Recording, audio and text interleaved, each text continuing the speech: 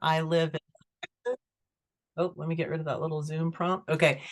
I live in North Texas in a town called Allen. It's about 30 minutes north of Dallas. And I always think any day I get to paint is a good day.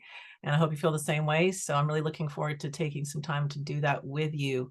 If you're painting along, I'm going to do my best to pace it so you can stay with me. But if for some reason, you need to review something or you have to step out, know that the class is going to be recorded and you can always check it then. I think it'll be available tomorrow. Let's go ahead, Nicole, let's go down to the desktop view, please. And a couple things just to show you in case you're interested in other wonderful art information. The brand of paint I'm using is Liquitex Acrylic, and this is a great site to follow on Instagram, just simply at Liquitex Official. It's going to show new product development along with other artists' user materials and tons of other stuff. At TFACNA stands for the Fine Art Collective North America. This is a group of artists like myself across North America who do demos weekly on our materials, whether it's acrylic, oil, or watercolor. So that's a great site to check out. If you'd like to follow my personal art journey, it's at Marla Morrison Art, and I'd love to see you there and follow what you're doing as well. Also, if you have tech questions down the road, you can reach out to me there.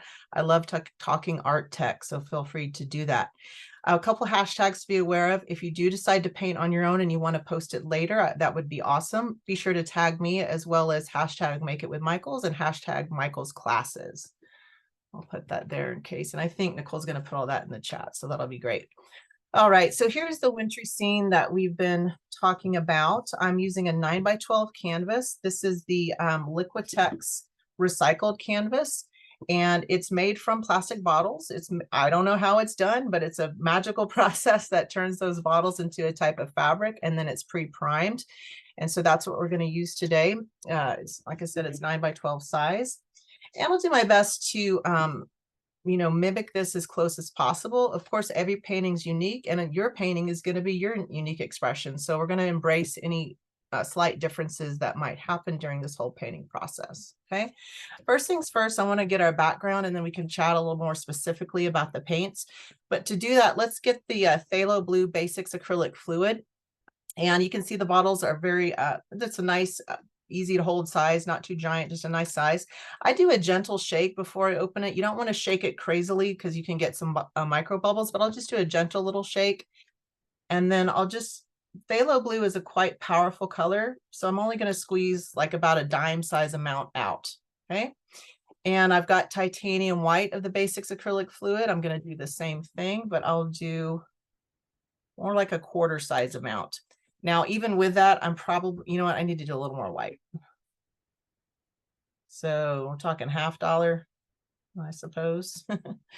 I know I always get a little stingy. I want to make sure I have plenty to cover without getting too fussy with my brush work.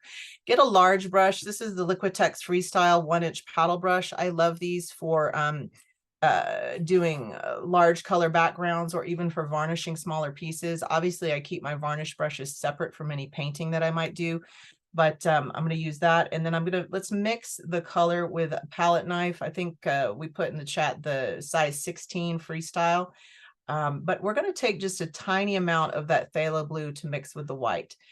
Couple reasons for that. It's always easier to add more of your darker value color as needed. But the other thing too is the more you work with a color like a phthalo blue, the more you're going to understand that it's a very powerful color. And so less is more. You don't need a ton of it to, make whatever color you're going for. So I want it to be darker. So I'm going to take probably another sliver. I don't know how to show the dimension on that really, but just a little less is more. So I'm going to just keep adding slowly and mixing. And I still want it to be a little more intense than that. So we're going to take about half of what's left. I don't want to stub my toe and get too much right off the bat. Something else to remember with acrylics is when they dry, they tend to darken down slightly. It's called color shift or value shift.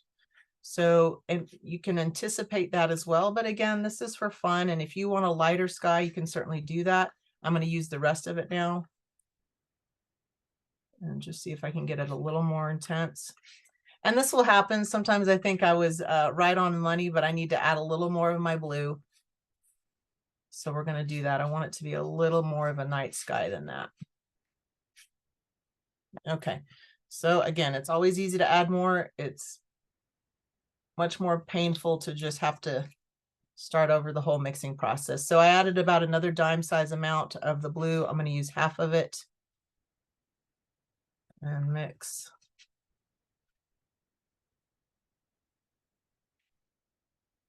And I think we'll go ahead and do the rest.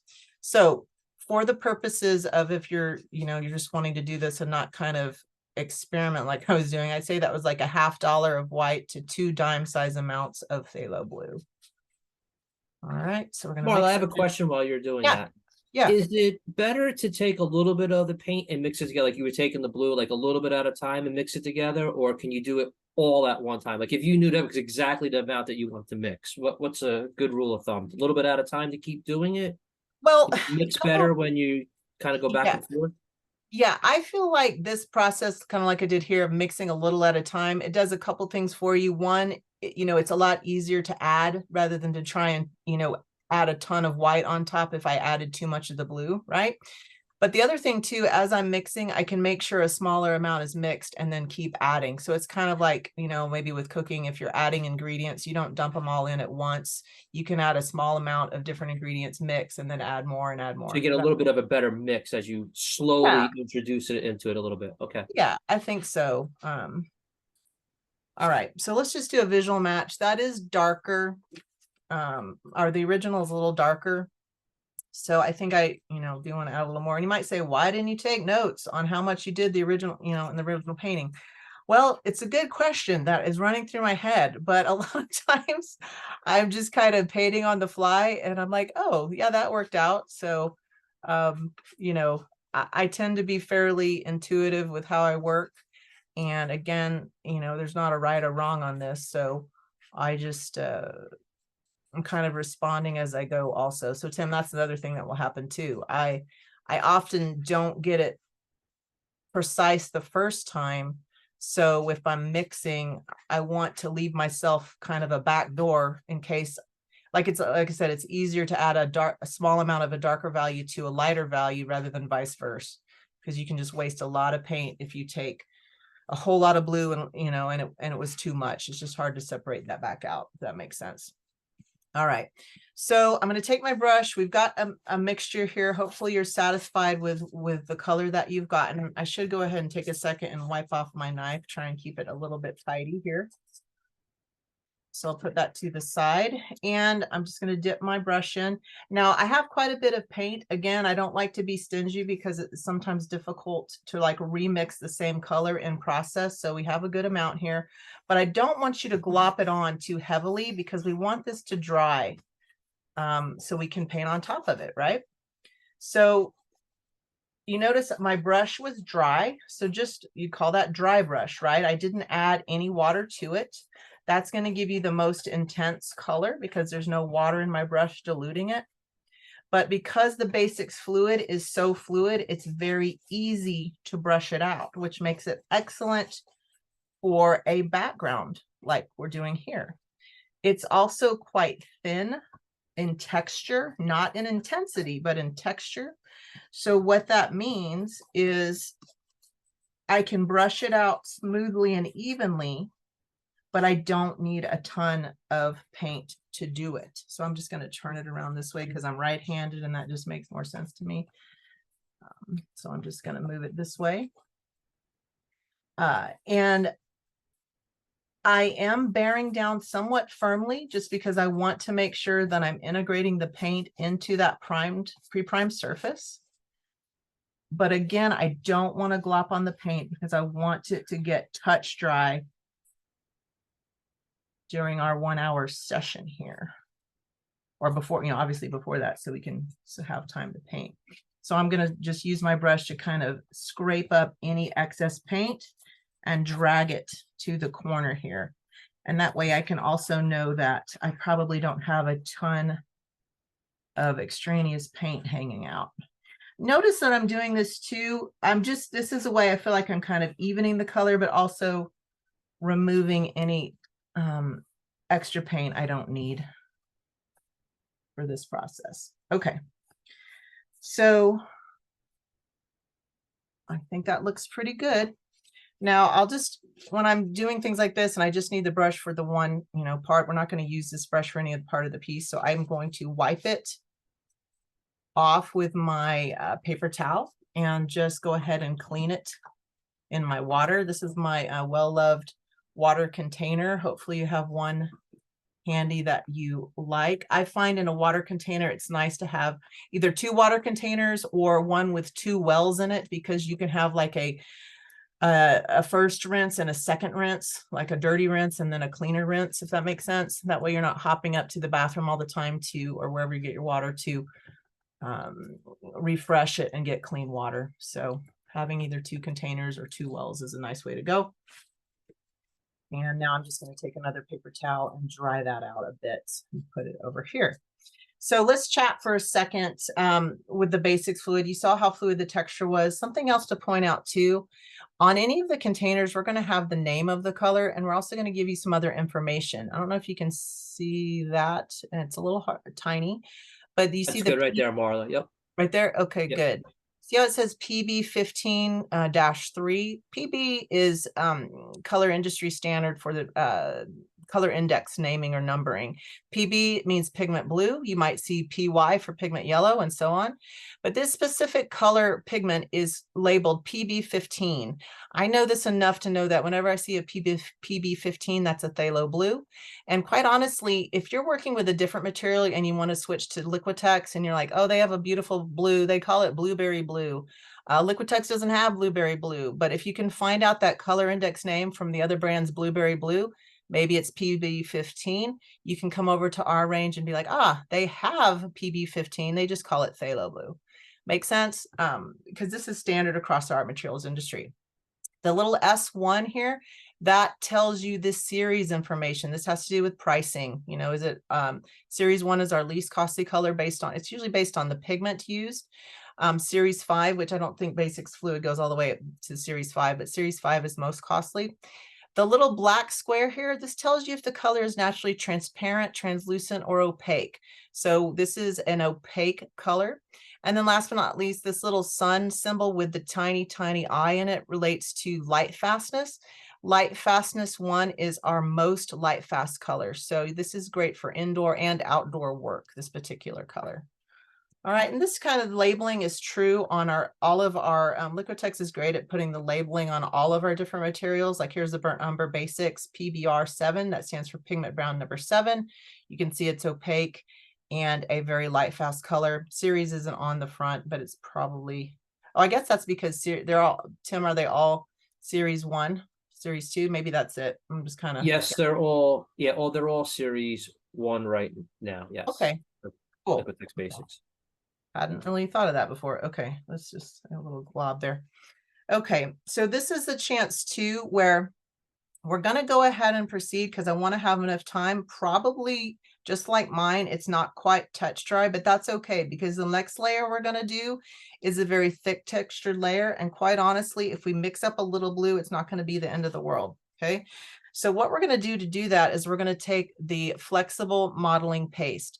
Oh, and by the way, if you had like a hair dryer handy or like I have an embossing tool, which I'm sure Michael's has online.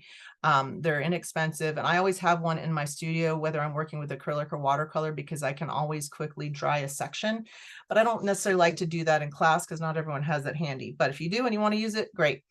Anyways, we're going to use a flexible modeling paste for the next step for our snow area. This is a textural acrylic medium. It's fantastic for holding peaks and valleys in the surface of the medium. When you open it, you're going to see a white creamy substance. That is the medium.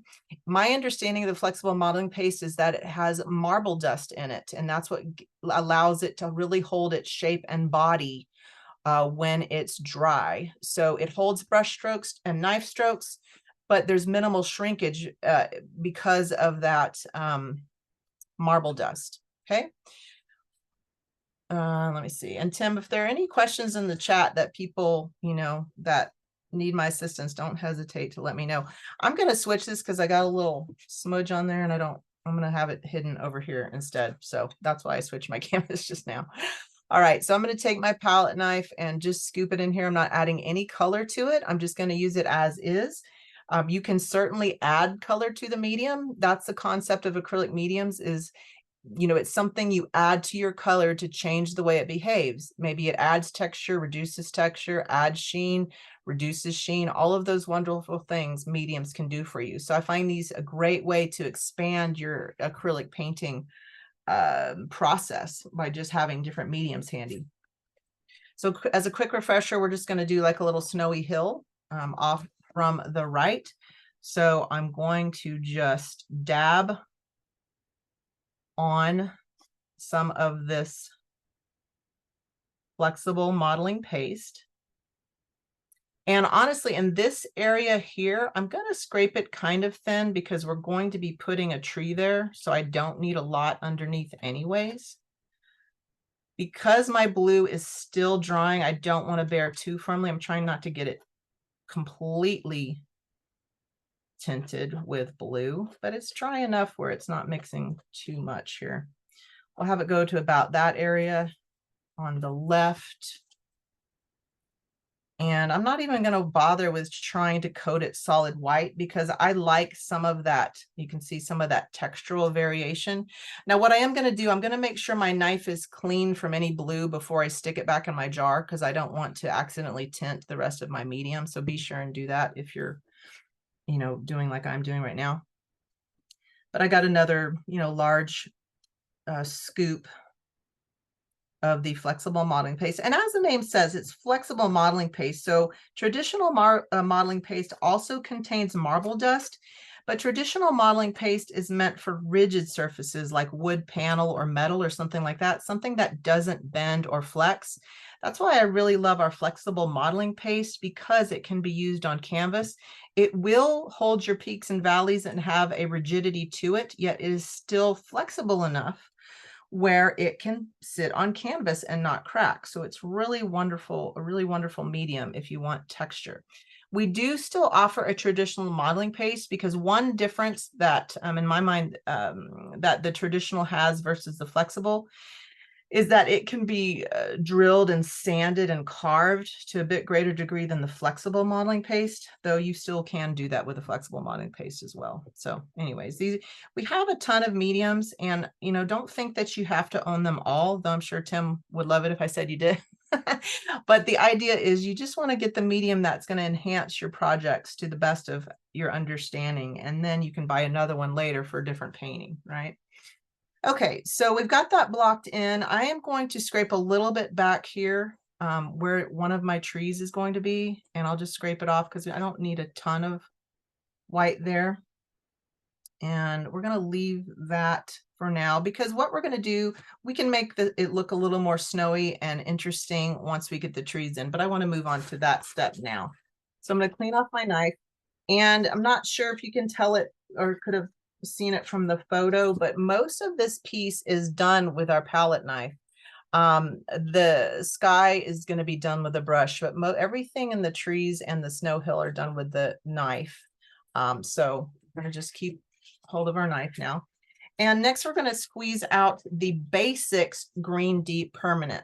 Now the fluid is obviously great for that smooth background texture. I like combining it with the Basics Acrylic, however, because I want some actual texture on this green this green evergreen. I'm sorry, that's redundant, but you know what I mean. I want that actual texture. All right. So I'm going to squeeze it out. And you'll probably notice right away, I'm sure you'll notice right away, that compared to the fluid, just squeezing it out, it has a lot of body all on its own. More like a toothpastey texture, but quite thick. And it'll hold knife stroke and brush stroke, though there will be a little bit of shrinkage. So that's why with adding it to a medium can beef it up a bit.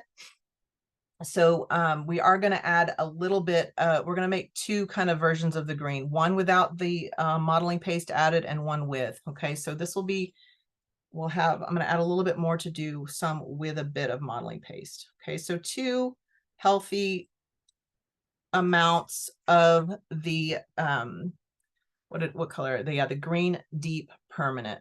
Okay. And this is a translucent color. And you can see in this case, there are 2 pigments listed. Sometimes with acrylics, it's nice to have multiple pigments because rather than having to mix 2 colors on your own all the time, Liquitex has more popular colors pre-mixed. So that way, when you go to a tube, you know, every time you're getting a color and you're going to understand how it's going to perform for you. All right, so let's go back to our main piece. I'm going to eyeball. All right, I want the top. I'm going to start at the top and go downward. So I want the top of my tree to be in this quadrant. So all I do when I'm mapping out a painting is I'm kind of just, in this case, I'm kind of thinking, well, here's the center. This is one quadrant. I want the tree to kind of hover, you know, not in the dead center maybe, but just slightly over. So I'm going to say that's right about here. And again, this is just me and how I work, but I'm just trying to give you some insight into how I kind of might map out or how I'm mapping out this painting. So now all I do is I will take some of that green deep, and I'm just going to kind of work downwards in a large triangle shape. Obviously, I am kind of imagining branch-like structures. I'm not worried about getting it totally filled in and perfect yet. It is fine that you're going to scrape through to the bottom, or, you know, you're going to scrape through and see some of the blue but underneath. And to me, that's how you would see it in nature, right? Your trees, even dense evergreens like this, still have spaces where you're going to see light through it. And so to me, that's, you know, kind of what happens in a case like this, where you've got some of the background showing. And you can see because the flexible modeling paste is still wet, I'm going to get some just natural mixing as I'm going down, which is fine because I'm actually going to do that on purpose in a second here. And the nice thing too about working this way with this wet on wet is if I feel like I don't really like how that's a rounded area here, in a second I can come in and just either overpaint or scrape back to get a more pleasing branch shape. And so to me, this is one of them, you know, this is, I mean, it's painting, so all of it's fun on some level, but this is the real part where you can let your hand show how you make marks, the kind of that pouncing the color onto the canvas. It's just a really fun process. So here I'm kind of imagining, where do I want the green to end? So I don't know, I'd say that's maybe a fifth of the way from the bottom. If you're just visually, again, I'm not doing a ruler and stuff, and I'm just kind of visually imagining this is about a fifth of the volume from the bottom. I want it to stop about there. I'm going to have it, I want it to kind of come to the edge. So I'll kind of pull this outward a bit. I'm pretty happy with that. Let's go ahead now though, and I'm going to take my remaining green deep and I could do 2 different things. I could take some of my titanium white fluid, basics fluid, because basics fluid and basics acrylic are intermixable. I'm layering them right now, but I can mix the 2. And when we do the stars, I am actually going to be mixing these 2 together. But but instead of doing the white, I want to add a little more texture. So I am going to kind of use my flexible modeling paste as a white. It's not going to be as dense of a white as if it were just titanium, but again, that marble dust gives it a white look when it's dry. So I took another healthy amount, and I'm not going to add maybe as much as you might think. I want to have some of that out though. So gosh, I don't know. I have to just kind of see the proportions I used. Probably maybe acorn size of green, like a small acorn size of the green to, no, I can't think of my vegetables, Tim. I can't think of vegetable sizes to give. Bigger than a pea. How much of that white did I add? There's a lot of different terms. It could be a scoop, a dollop. I know, super scientific, but hopefully I guess you got to kind of just eye it up. That's the best way to right. to do it. And how big your pieces that you're working on, right? So if you're in a smaller format, you're not going to want as much. Right, right. And if someone chooses to go bigger than a 9 by 12, 10 by That's very 14, they're true. going to need Yeah, a little bit more there to mix at a time. very true. So the point of doing that, though, you can see that I'm definitely not trying to cover over all the green I had there. It's just adding some dimension. And I am putting it on, thickly, impasto, the way to say that. It is wet on wet because it is picking up some of that green underneath, which is, again, fine with me. You can add as much or as little of this as you like. Another variation you could do on a tree like this is if you wanted to add, instead of the gold highlights here, if you wanted to instead add more flexible modeling paste as white, that to look like snow, you could certainly do that. You could do a combo. So the sky's the limit on how you interpret the painting like this. But I think that's good. I want to make sure we have time. So I'm just I think I'll make that good. And so we're going to repeat that process with the other 3 little trees here. Okay. So I'm going to squeeze out some more of my green deep permanent. Another large amount.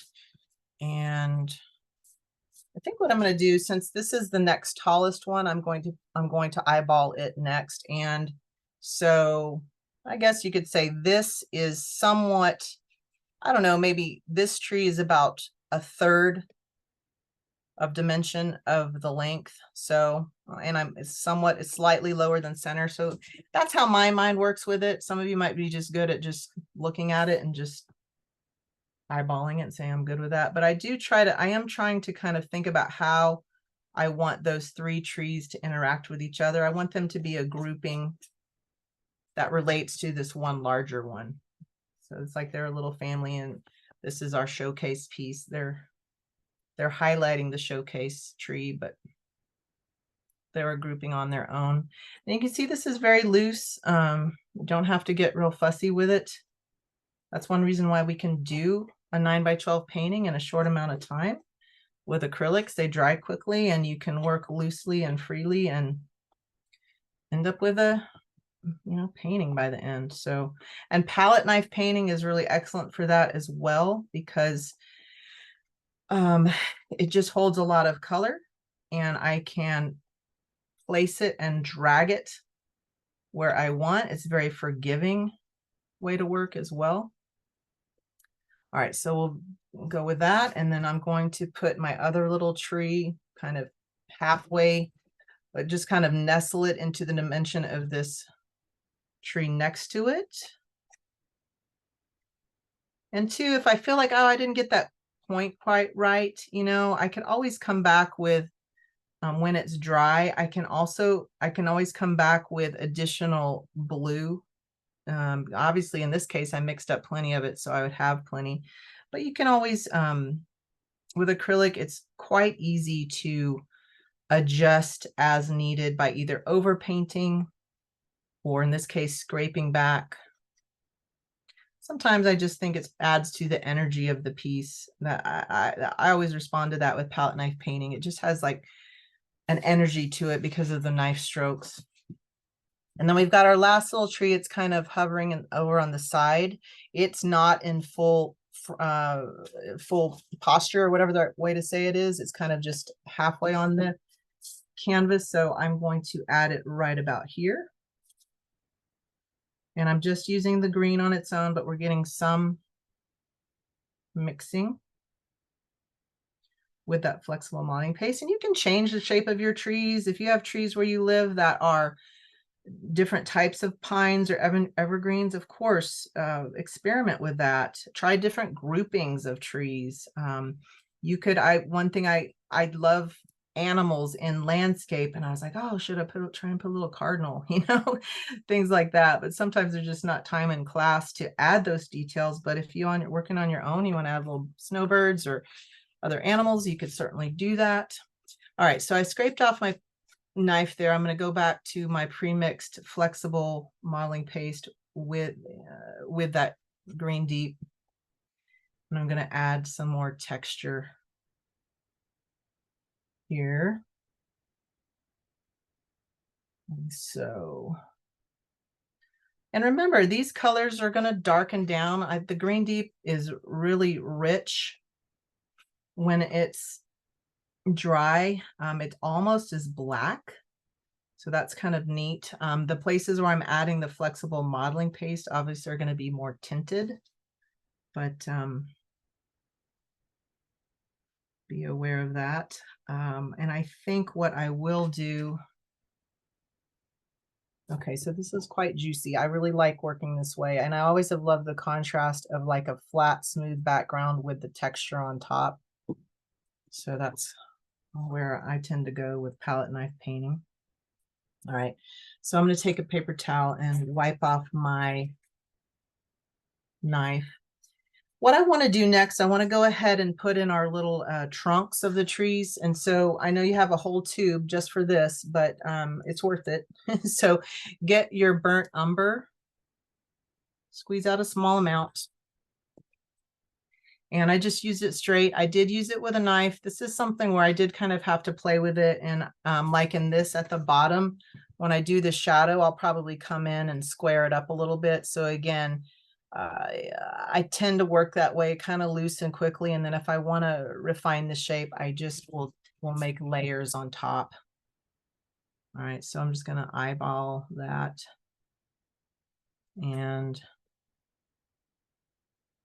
dragging back a bit here to kind of trim that a little. We'll leave that there. I'm going to pick up more of the brown and just do a little suggestion here. And here. And this too, you could use the brush. Again, I do like working with a knife, so I'm not doing that, but again, I can refine it. Oh, that was a little bit blobby. All right, so let me show you. So I do this all the time. I'll do something that wasn't quite what I intended. So in a case like this, I can just scrape it off and reinsert. And what I will do next when it comes to adding the shadows, I can clean this up. So it's kind of like this construction, deconstruction, construction, deconstruction process.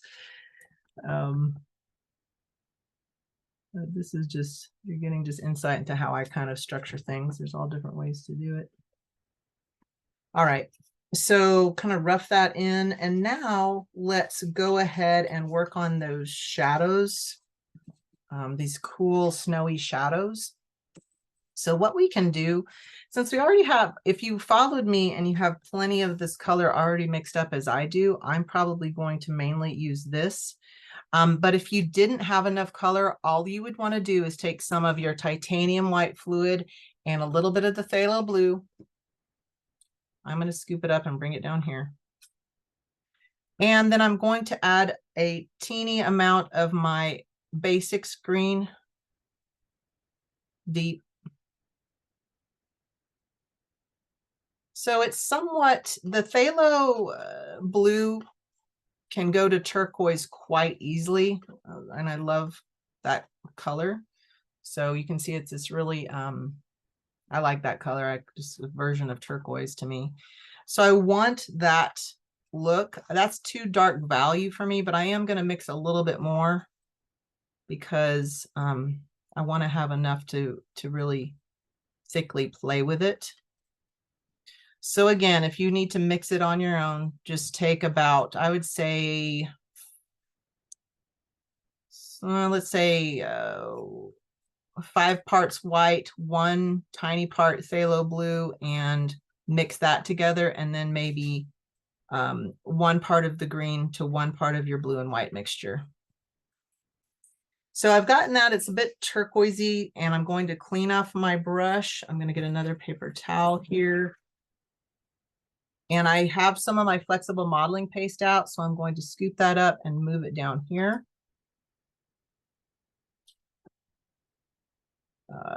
So that's probably almost a 1-to-1 ratio of color to flexible modeling paste. Now, this is something too, flexible modeling paste, even though I'm using it as a white, it is not as opaque as titanium white, even though it looks like it, it really isn't, as you can see by how it mixed in. I used a lot of that flexible modeling paste and it's still quite turquoise. So I actually want my shadow to be a bit more subtle. So this is where I'm going to take my titanium white Basics acrylic fluid and I'm going to add it to this mixture. So about a dime size of that. Again, I'm going to add it. This is a case where I am adding light value to the dark value because it's already close. I just want it a little bit lighter. And I need to go, I want the whole amount. So that was like a dime size amount of the white to that. Okay, so a lot of times what I'll do too, say you're having one painting session one day and you come back to the studio, you have to anticipate that color shift or value shift, but I still will kind of eyeball it with whatever I'm trying to match. So it's similar, it's maybe not exact. I say this color that I mixed up is slightly lighter. It may actually darken down a little bit, but again, I'm not going to be hanging these two paintings together and it's not like someone's going to be judging, oh, did she paint them exactly the same, right? It's the idea of it. So I've mixed up my cool shadow. I'm going to put some of it up here at the top of the hill to kind of pop that tree forward. I'm going to add a little bit in between these two. Again, to kind of imitate the rounding of a hill going back in space. I can actually add a little bit there since I have a gap between the two. And then just because my hand's already over here, there's no real rhyme or reason to it, but I'm going to add my shadow down here. I'm going to cover up that burnt umber that got a little rough on me. Don't be afraid to move your canvas around as needed. And I tend to be one of those painters, doesn't bother me that I'm mixing some of my paint into the, I'm getting some of that brown into the blue. I feel like that kind of integrates the different parts of the painting. But if that bothers you, you just wait till, that area is dry before you drag into it with the shadow. And now I still have some, I'm going to grab a little bit more color on my knife. And now I'm just going to kind of place it in here. Now that's gotten too smeary even for me, so I'll just add a little more color on top. And that's the beauty part of it. It's very easy just to kind of come in and correct as needed.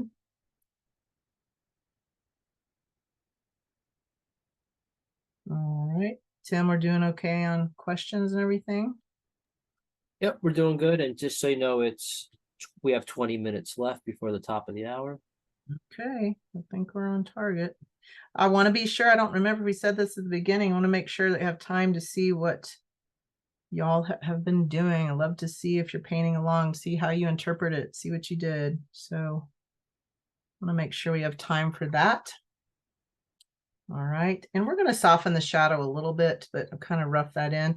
And then now let's get the last shadow underneath here. And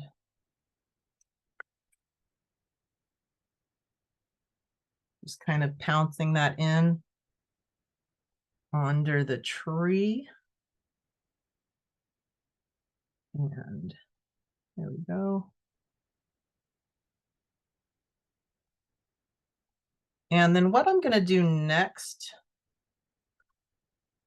we've got the shadow in. I'll make sure when you're working that you take a second, instead of just focusing on exactly what you're doing, pause, look at the whole thing, evaluate what you think, what needs to be adjusted. So as I do that, I've got some of that shadow in, but I really want to accentuate my snow again. So this is that kind of construction deconstruction process. I'm going to clean my knife. I'm going to get out more of my flexible modeling paste that we're It's becoming my snow texture. And now I'm just going to feather some back in and get, again, some wet on wet with the shadow. And if this is where too, I like to kind of suggest, imagine like, oh, this is like a snow berm, or if I'm not sure if I'm saying that right, but just like a snow, I think there's a better word for it, but snow drift, is that the right word? I think so. Like a drift that's just kind of landed in, or slight textural variation. Because you know, in Texas, I don't get a lot of this beautiful snow all around. So I was just gonna say that, Marla, I'd have to send you pictures from where I am in New Jersey when we start getting some snow to relate to your yeah, Texas. yeah. I was telling Nicole at the beginning that this is, you know, it's representational, but it's also for me kind of fantasy, because you know I can't just look out my window and see something beautiful like this. So I guess a poll to the audience is: has anybody seen have snow like this on the ground yet where they live? I know not here on the okay. East Coast. I haven't seen it yet. Yeah, I know I saw at least one person from Florida. I know they don't. Yeah, so I can Sandy relate. just, yep, Florida. Sandy said snow. I think that's Indiana, right? So you're gonna get some snow in Indiana. Oh, okay. Oh, I keep getting brown on here. Yeah, so let me get that off of there. So yeah, all I'm doing is, yeah, anyone chiming in? Nope, no snow yet. No, Not yet. northern Okay, New Hampshire. Oh, East Coast, we have some. cool. Right. Someone's Nope. rubbing it in and saying they have 86 degrees where they are. Oh my Marcy, gosh. Where is that? Marcy, where are you? It's beautiful right now. You don't want us to know because we're all going to descend on it. Palm Beach, Florida. Oh yeah, We all Florida. wish we were there right now Yeah, in yeah, the yeah. sun. Awesome. Idaho, 14 inches of snow in Idaho already. Wow. Wow. Wow, wow. All right. So there are some people out there that do have some inspiration if they look out their window. Maybe they have some trees like Yeah. this. And to that point, this is definitely something you could do plein air if you wanted to, or just sitting in your warm, comfortable house, looking out your window and doing the composition on what you see, for sure. Yeah, because this technique, hopefully you just take the process with you and you can use it for whatever you see around where you are. To me, that's the value of these kind of classes is, sure, if you do it, you get a painting, but hopefully you get some techniques that you can use for your own expression later. All right, so the last step here, we've got our trees. There's actually two, but we're going to make sure we get the stars in, okay? And then we can talk about the gold on the tree. So I want to make sure we've got the stars going. This is me being really messy. If I were more fastidious, this would be a lot cleaner. But if this happens to you, all you need to do is take a paper towel and clean it off. I'm pretty messy with my materials, but that is what it is. Okay, so about a dime size amount of the titanium white, and then this is where we get the gold out. This is for my glam artist. I had a professor in school who always turned up his nose at metallic colors. He's like, you should paint it to look like metal, but I don't care. I love using metallics in my work. I don't use it in all my work, but you know, it's fun. It's one of these things where it's pretty cool opportunity as painters to make use of these interesting metallic pigments. So I've got that. And this is actually where I typically don't mix with a brush, but for this, because we're doing some subtle variation between white and gold, I actually do a little bit of mixing with my brush. So I'm picking up the Liquitex Freestyle round. I believe it's size 2. It's a synthetic filament. It's a round brush, and it works really well with acrylics. It cleans easily, but synthetic filament is what you want for acrylic. It's just way easier to clean the natural hair brush bristle. So I'm using a dry brush again, because my basics fluid is so fluid already. I don't even need to add any water, but I'm going to start with just the pure white, and I probably won't even necessarily look at my painting, but I'm just going to map out a few areas where I want some star swirls. And Nicole and I were talking, it's definitely inspired by Van Gogh. I thought this is so fun to get to do kind of a Van Gogh-esque style, be inspired by his wonderful work. And so that's definitely what I had in mind doing this. So just put a few points of light. I just kind of, you know, try to, I'm not doing any uniform pattern. I'm trying to just think of like a natural, what I would think of as a natural cluster of starlight. And kind of map out my sky as so.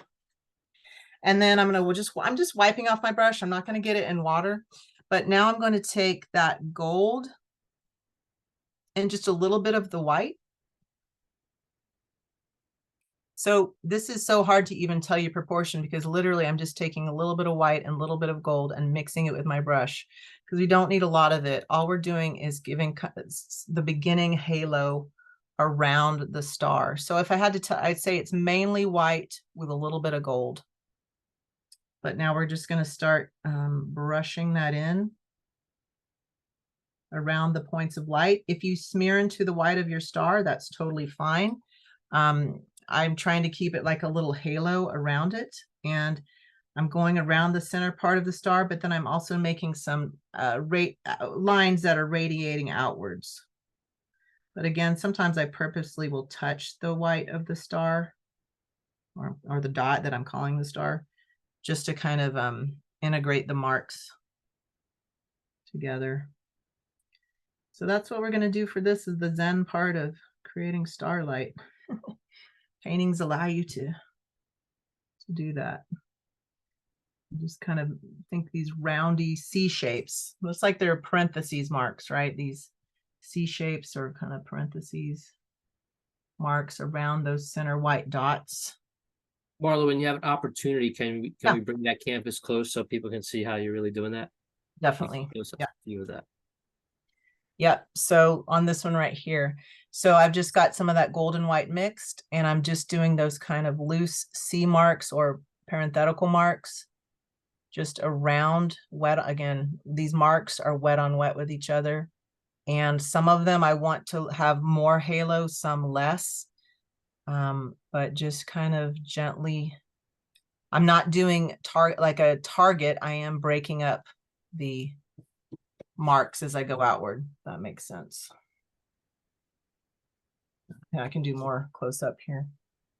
I have to periodically add more gold to my whites, because when you mix with a brush, you don't get a lot of volume in your mixture. You have to, but again, because it's not super precise mix, that's okay. I can just keep doing it with my brush.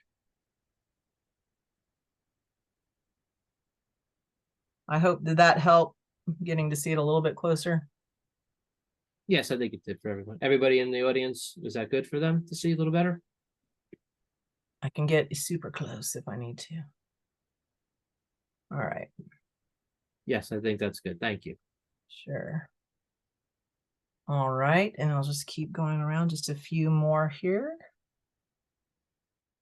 And then what we will end up with is finishing these same radiating marks, but this time with more gold. And that's the thing to say too. I mean, you'll notice the basics fluid white with the gold, the texture becomes somewhere in between the two, right? It's not going to be as loose as basics on its own, and it's not going to have the same texture as basics. Basics fluid on its own would be looser. Basics acrylic on its own is more texture. When you mix the two, the texture becomes somewhere in between, right? So you'll notice that as you're mixing the two.